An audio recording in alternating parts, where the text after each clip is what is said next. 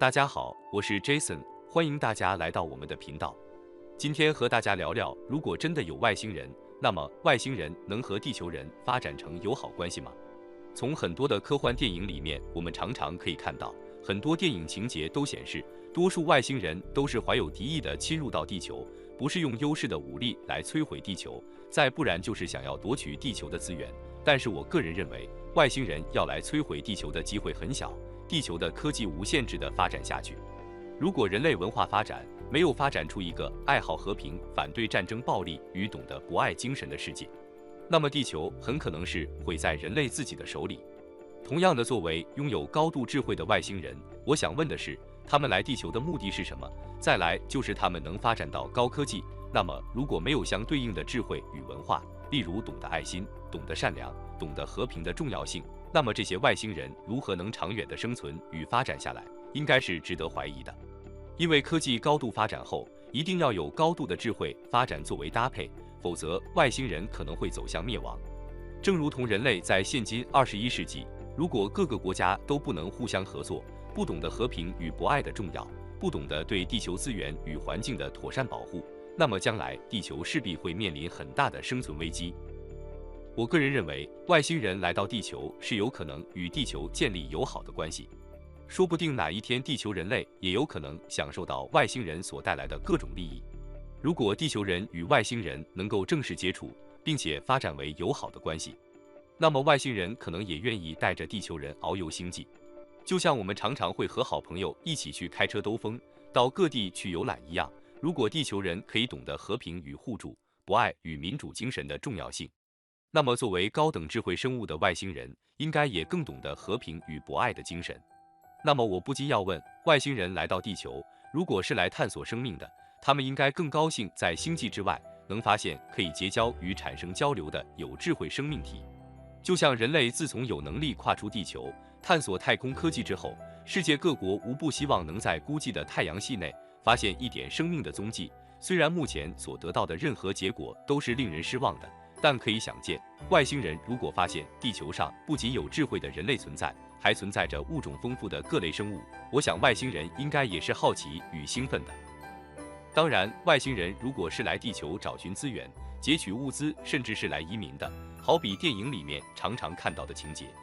他们原本的星球已经严重污染，面临毁灭，或是人口已经严重饱和等等情况，所以必须找到下一个可以生存的星球。如果他们发现地球是可以作为他们生存与繁衍的星球，那么移民地球的可能性就会很大。但是目前地球已经广泛的被人类所居住，除非外星人选择在人烟罕至的荒漠或深山、海底等地方默默的隐秘居住，不然居住与生存空间必然会与地球人类发生某种程度的冲突。这种情况虽然有点像15世纪哥伦布发现新大陆的时候，哥伦布对中南美洲的土著与印第安人来说，可以说造成了一场生存浩劫，大肆的掠夺黄金与各种资源。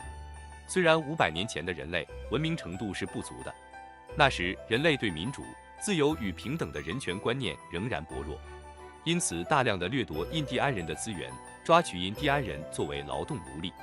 因此外星人来到地球，即使并不具有敌意来掠夺地球资源，但以地球目前的文明情况来看，地球人可以普遍接受外星人的存在与共存吗？这点是非常值得怀疑的。这有点像男女谈恋爱的成功条件绝对不是单方面的，双方必须要有一定的默契与契合度，所谓情投意合才有幸福，否则必定走不长久。因此即使外星人保持着和平的心态来地球，但地球人类基于自我保护、基于自私、基于利益独占等种种理由，可能未必可以接受外星人的移民与居住，因此一场不必要的抵抗、杀戮、利益冲突、竞争与淘汰就有可能发生。因此如果外星人来到地球，以外星人的智慧必定非常了解这些可能的冲突情况，所以未必敢贸然的任意与地球一般的人类接触。而最有可能的情况就是找寻当今地球上最强的国家，例如美国、法国、英国、德国等国家，先建立某种程度的接触与合作关系，然后再考虑是否有和平共处的可能。这就好像19世纪末东方列强国家试图与当时中国的满清政府建立商业贸易关系，但是当时满清王朝唯我独尊与自身的腐败，最后造成列强的不满与利益纠纷，一场可悲的冲突与无情的侵略战争也就发生了。外星人如果发现地球无法进行和平谈判与利益互换的时候，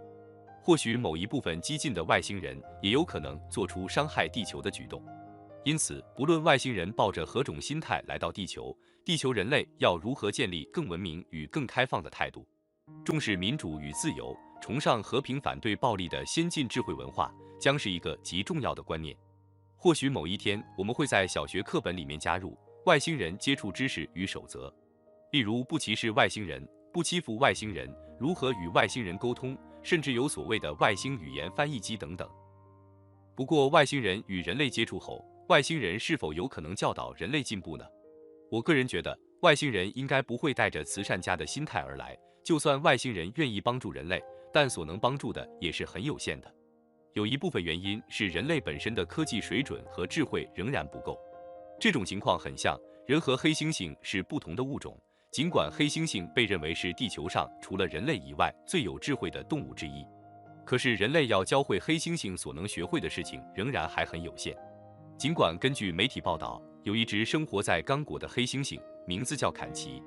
它可以用计算机跟人交流，现在大约掌握了3000多个词汇。它不仅能烹饪美食，甚至还能演奏音乐。虽然黑猩猩跟人类 DNA 的相似度达到99%，是跟人类身体构造也极为相似的动物，但是黑猩猩要达到人类的文明程度，仍然相差甚远。这里面有2个关键因素，就是黑猩猩是否可以自行创造与发明东西。显然，黑猩猩仍然不具有这种能力，即使黑猩猩有很强的学习能力，但黑猩猩仍然无法自己发明与创造，要达到所谓的文明或是具有文化，仍然还差得很远。因此，人类即使可以教会黑猩猩学会很多事物，但是黑猩猩仍具有很大的限制，发展出智慧与文明。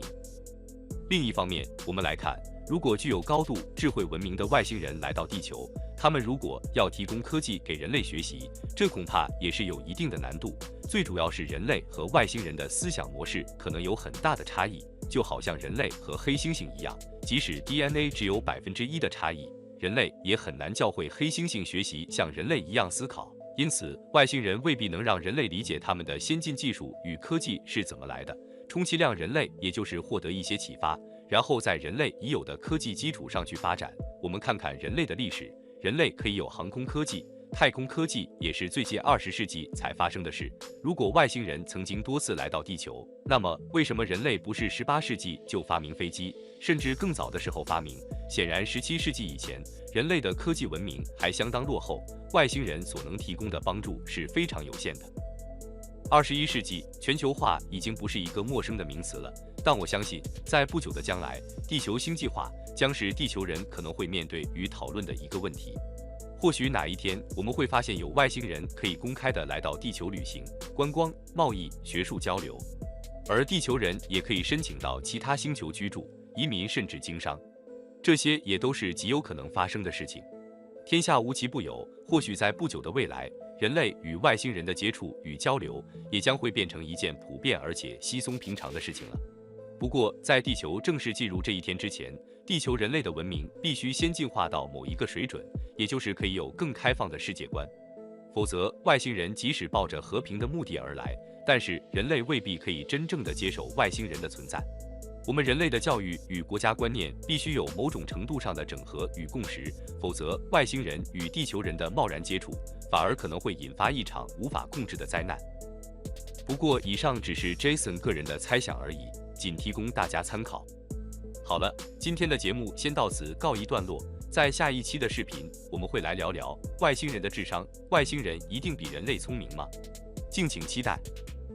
另外，也欢迎大家留言，告诉我们您感兴趣的话题，我们都会考虑制作相关的节目。最后，也请喜爱我们频道的朋友们给予鼓励、点赞与分享，谢谢您，再会。